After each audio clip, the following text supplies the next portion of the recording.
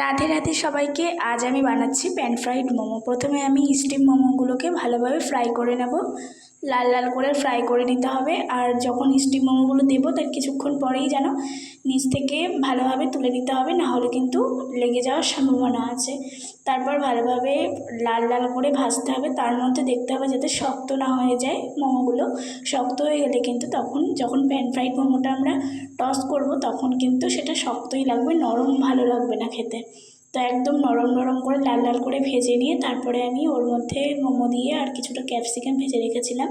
তারপরে আমার বানানো একটা চাটনি দিয়ে আর সোয়া সস চিলি সস আর সোয়া সস চিলি সস দিয়ে ভালোভাবে মেখে নিয়ে একটু মেয়োনিজ দিয়ে দিয়েছি।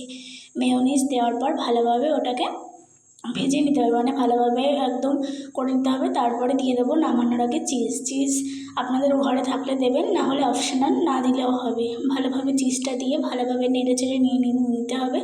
নেড়ে চেড়ে নিয়ে গরম গরম পরিবেশন করুন প্যান ফ্রাইড মোমো।